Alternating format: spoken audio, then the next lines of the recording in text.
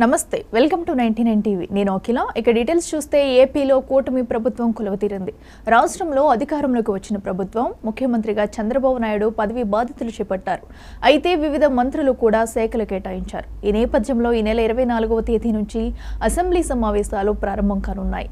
అయితే ఈ సమావేశాలు 3 రోజుల పాటు జరిగే అవకాశం ఉంది.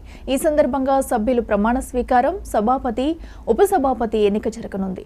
అయితే అసెంబ్లీ స్పీకర్గా ఎమ్మెల్యే చింతకాయల అయ్యన్న పాత్రుడికి ఇవ్వాలని టీడీపీ అధిష్టానం నిర్ణయించింది.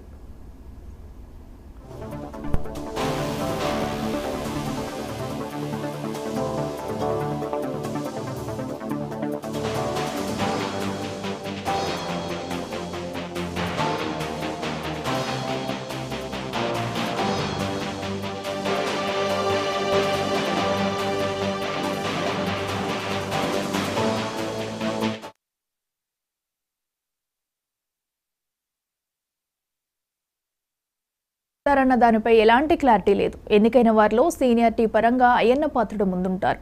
ఆయన స్పీకర్గా ఎన్నికవుతున్న నేపథ్యంలో మరో సీనియర్ సభ్యుడైన బుచ్చయ్య చౌదరి ప్రొటెం స్పీకర్గా వ్యవహరించే అవకాశం ఉంది.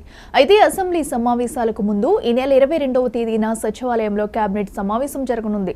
ఇక ఇదే అంశానికి సంబంధించి మరింత సమాచారం మా ఏపీ బ్యూరో చీఫ్ రాఘవేంద్ర అందిస్తారు. రాఘవేంద్ర, చెప్పండి.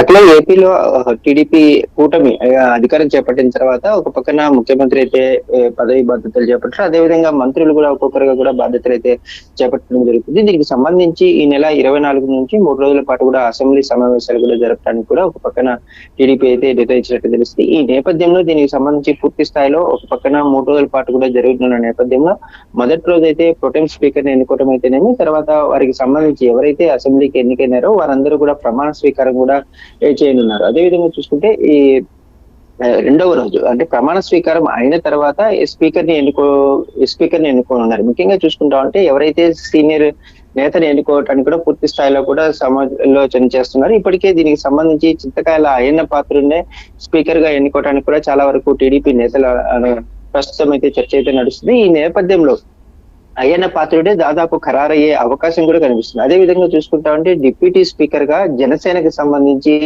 ఈ డిప్యూటీ స్పీకర్ ని నియమించే అవకాశాలు కూడా కనిపిస్తున్నాయి. దీనికి సంబంధించి ముఖ్యంగా చూసుకుంటా ఉంటే మొత్తం రాష్ట్రంలో 21 స్థానాల్లో జనసేన పోటీ చేసి జనసేన 21 స్థానాలు కూడా కైవసం చేసుకోనుంది. ఈ నేపథ్యంలో జనసేనకు ఇప్పటికే 3 మంత్రి పదవులు ఇవ్వటం జరిగింది. అదే విధంగా చూసుకుంటా ఉంటే డిప్యూటీ స్పీకర్ కూడా ఇచ్చే అవకాశాలు కూడా ఎక్కువగా ఉన్నాయి. దీనికి సంబంధించి ఎవరి ఇస్తారా అనేసి ఒక పక్కన జనసేనలో అయితే చర్చ అయితే జరుగుతుంది. ఈ నేపథ్యంలో కూడా ఒక పక్కన దీనికి సంబంధించి పూర్తి స్థాయిలో కూడా ఈ నెల 22వ తారీఖున మంత్రివర్గ సమావేశం కూడా జరుగుతుంది. ఈ మంత్రివర్గ సమావేశంలో ఏవైతే మొన్న ముఖ్యమంత్రి ప్రధానంగా కూడా ఎన్నికల్లో హామీలు ఇచ్చారో దీనికి సంబంధించి పూర్తి స్థాయిలో కూడా కేబినెట్ లో కూడా డెసిషన్ తీసుకునే అవకాశం ఉంది. ఈ కేబినెట్ ఆమోదం తర్వాత ఏదైతే అసెంబ్లీ జరుగుతుందో అసెంబ్లీ 3 రోజుల పాటు జరుగుతుంది. ఆ 3 రోజుల్లో మొదటి రోజు అయితేనేమి ఎవరైతే ఎన్నికయ్యారో ఎమ్మెల్యేలందరూ కూడా ప్రమాణ స్వీకారం, తర్వాత రోజు స్పీకర్ ఎన్నిక, డిప్యూటీ స్పీకర్ ఎన్నిక తర్వాత 3వ రోజు కూడా బిల్లులు పెట్టే అవకాశాలు అయితే